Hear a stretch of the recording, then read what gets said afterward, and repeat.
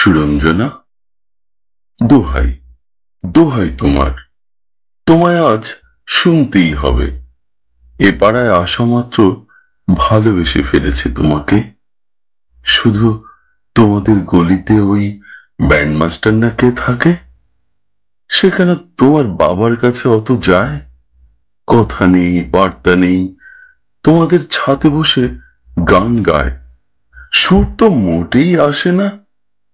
তাহলে কি, বিশ্বাস করো, এইসব ৭-৫ ভেবে স্বপ্নেও কথা বলি, আবোল তাবোল বকি। ভয় হয় মা কোন দিন জেগে ওঠে সব শুনে নেবে।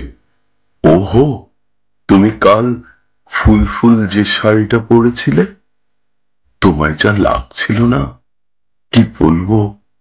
আর না রাখলে বলি, ব্লাউজের লাল রং মিলে ঠিক যেন প্যান্ডেলের ঠাকুরের মতো। আমাদের নব তোমাকে দেখেই বলল, মাইরি পা ছুঁতে ইচ্ছে হয়। আমি একটু ঘাবড়ে গিয়েছিলাম শুনে।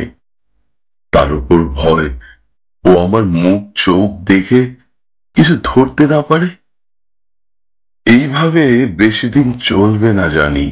তার উপর তোমাদের স্কুলেও এত কড়াকড়ি করে। কাল তো বৃষ্টি এলো, একটু বাইরে থাকুনি, শুধু আমি সারাক্ষণ কাক ভেজে ভিজে। ও যে তোমাদের গেটে ফুচকা বিক্রি করে, বাবুলাল, আমার এক বোনকে দিয়ে তাকে খোসামত করে, তাও কোনো রাস্তা নেই দেখে হাত পা ধরে নিজে এই চিঠিটা দিতে গিয়েছিলাম। কিন্তু কপাল, তোমাদের মীরা নাকি নীরা দিদিমণি হবে, তিনি তখন ছাতি হাতে বেরোচ্ছেন সবে। ব্যাস, আর কোনো সুযোগই পাইনি। তবে জ্বরে সারা রাত দেখেছি তোমাকে।